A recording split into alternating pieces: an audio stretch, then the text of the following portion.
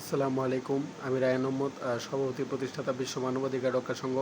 আজকে আপনাদের সামনে ভাষণ দেব মহান আল্লাহর বাণী পবিত্র কুরআন এবং হযরত মুহাম্মদ সাল্লাল্লাহু আলাইহি ওয়াসাল্লামের বাণী। হাদিস গ্রন্থ মুসনাদে আহমদের ৬৯ নম্বর হাদিস। আনাস ইবন মালিক রাদিয়াল্লাহু তাআলা থেকে বর্ণিত, তিনি বলেন, একজন বেদুইন এসে মসজিদে পেশাব করে। তখন রাসূলুল্লাহ হযরত মুহাম্মদ সাল্লাল্লাহু আলাইহি ওয়াসাল্লাম বলেন, পেশাবের উপর এক বালতি পানি ঢেলে দাও। প্রখ্যাত তাবি ফকি হাম্মাদ ইবন আবু সুলাইমান মৃত ১২০ হিজরি থেকে বর্ণিত, তিনি বলেন, আমাদের মতে পেশাব রক্তের মতোই নাপাক। ১ দিরহামের কম পরিমাপে হলে তাতে অসুবিধা নেই। রক্ত, পেশাব ইত্যাদি নাপাক সামান্য পরিমাণে দেহে বা পোশাকে লাগলে তা ক্ষমার যোগ্য। কম ও বেশি পরিমাণের মধ্যে সীমারেখা দিরহাম বা রূপমুদ্রার আয়তন বা আকৃতি। আবু হুরায়রা রাদিয়াল্লাহু তাআলা থেকে বর্ণিত, তিনি বলেন, রাসূলুল্লাহ হযরত মুহাম্মদ সাল্লাল্লাহু আলাইহি ওয়াসাল্লাম বলেছেন, কবরের অধিকাংশ শাস্তি হবে পেশাবের কারণে।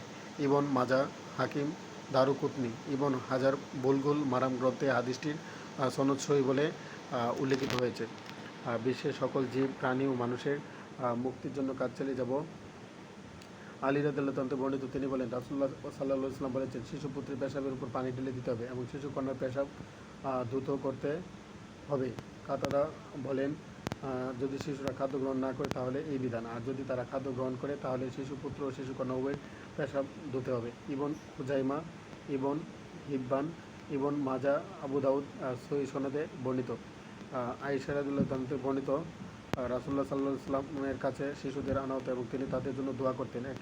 একবার এক শিশুকে তার নিকট আনয়ন করা হয়, তখন সে তার দেহে পেশাব করে দিত। তখন রাসূলুল্লাহ সাল্লাল্লাহু আলাইহি ওয়াসাল্লাম বলেন, পেশাবের উপর ভালো করে পানি ঢালো। বিশ্বের সকল জীব, প্রাণী ও মানুষের মুক্তির জন্য কাজ চালিয়ে যাব।